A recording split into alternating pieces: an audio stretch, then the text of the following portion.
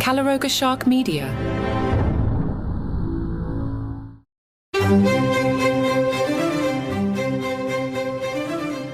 Hello and welcome to Palace Intrigue. I am your host, Mark Francis. Royal expert Duncan Larcombe suggests the royals will be happy to leave 2024 behind.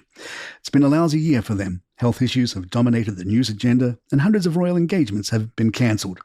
They weren't the only royals blighted by ill health either. The Duchess of York revealed she was receiving treatment for skin cancer so soon after beating breast cancer.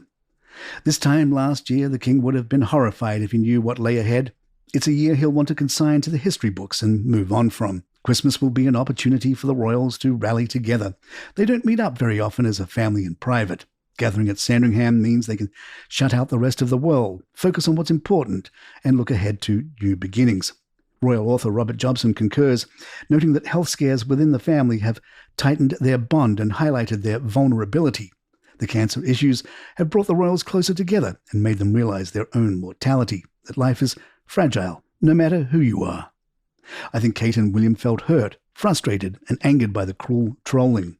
Kate's probably had moments when she's been very frightened. We know people can survive cancer. We also know cancer can kill.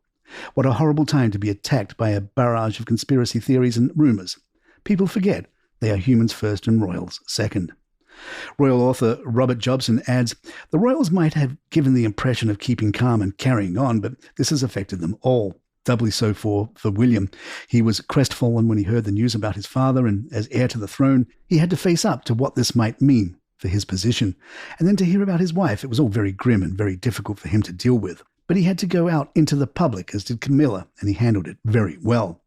It represents a shift in the way our royals are dealing with the kind of private issues that they would never have spoken about in the past. He says, it's the end of their old adage, never explain, never complain. The King and Kate were both forced to explain precisely what was happening. Her video messages have been extremely emotional and personal, which is unusual for the royals. A lot of people warmed to her, even those who may not have been particularly enamoured by her before. Ever since the Meghan and Harry days, people had taken sides. There's now a unified voice of support behind Catherine. She's only 42. When this happens to young women, there's a lot of concern, having to explain to her children that things are a bit difficult for mummy. Well, those young children must have been devastated. She has faced up to immense challenges and has dealt with them very bravely. She has put her family first and concentrated on making sure her children are okay. Not being able to give visible support to her early years' work will have disappointed her, but quite rightly, she has prioritized getting well and is focused on her family and loved ones. All eyes were on her, especially at Trooping the Colour, trying to see if there was anything different about her because of her treatment. How was her hair? What was her weight like? Being on public display is stressful at the best of times. She can't just run to the school gates in her tracky bottoms. People are watching all the time. But given the circumstances with her health, it must be extremely difficult to be examined and put under that pressure. Her hair has to be perfect, otherwise people start asking questions. I'm sure there will be a change in Catherine. You can already tell there's a difference about the King.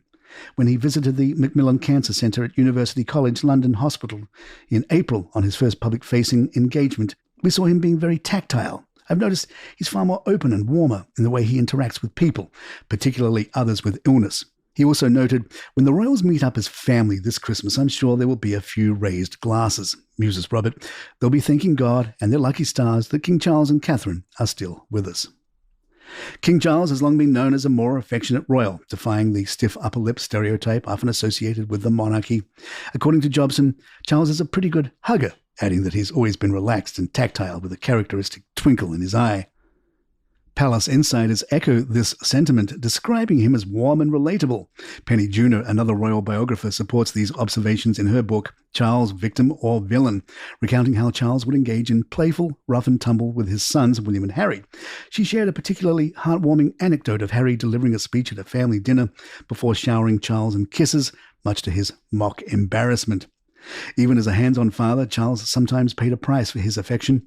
Junor hilariously recalled how William and Harry would race across sheep-filled fields to greet their father as he landed by helicopter at Highgrove, leaving his suits streaked with sheep droppings.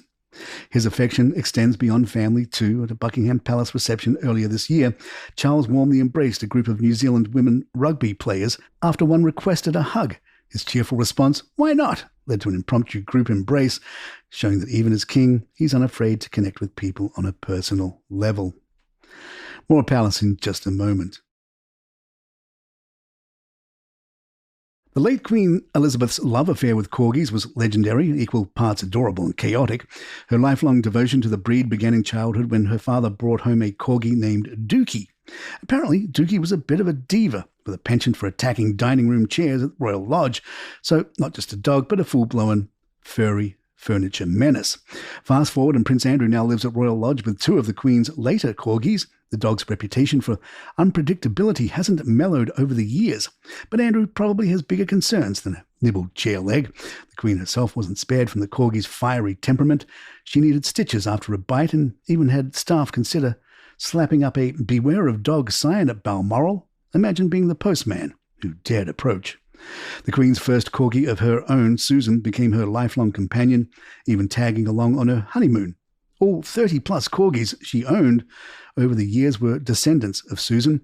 These dogs lived lives of royal luxury, travelling by helicopter and enjoying Christmas stockings stuffed with goodies from Her Majesty herself. Princess Diana once called the Queen's corgi entourage a moving carpet, which seems hilariously accurate given their constant presence. While the Queen doted on the girls and the boys, her devotion came with the occasional bite, literally. A corgi legacy indeed. Part fluff, part chaos, all royal. Queen Elizabeth's love of corgis and horses is well documented, but did you know she also raced pigeons?